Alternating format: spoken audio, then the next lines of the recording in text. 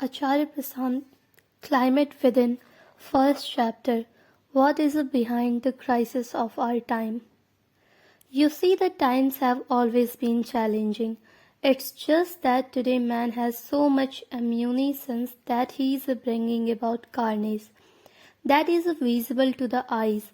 It's just that today, by virtue of progress through time, man has reached a point where he has lot of knowledge available to him. Knowledge about the world, you see, and that knowledge has manifested itself in a technology that has enabled man to live long, that has greatly increased the number of peoples living in this world, but has also given just unlimited destructive power in man's hands. Otherwise, the essential animal virtues tendencies of a man has always been there. Violence, discord. It is not that man has suddenly learned these things. They were always there. So today we say that this is the utter nadir of yugas. We say this is a Kali Yuga. If this is a Kali Yuga, then it has been a very long Kali Yuga. It's just that we are now seeing the result of what we have been since the last 5,000 years at least. The results are becoming evident now. Otherwise, we are not newly endocrinated sinners, and obviously it is our doing. We have to clean the mess. We created it. We will have to clean it up. In some sense, it is a good that now the results are very obviously evident. There is a widespread extinction of species. The climate catastrophe is upon us. We are already 8 billion, and hundreds of species are disappearing every week.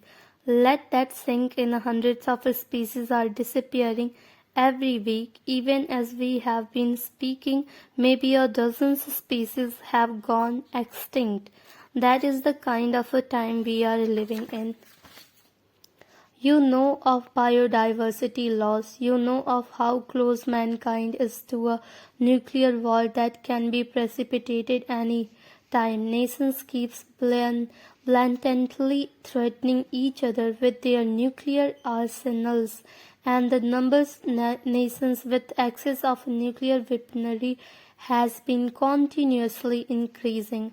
It used to be 2, then 4, and now it's practically going to reach a dozen. So anything can happen anytime. It's obviously a very, very bad situation, and anybody can see that. We have to realize that the root of all these eternal problems is a man's mind.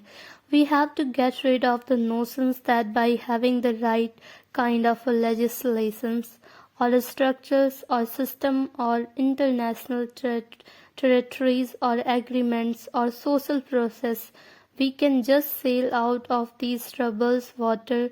It is not going to happen. You have to address the problem where it really is, and the problem really is here in man's mind.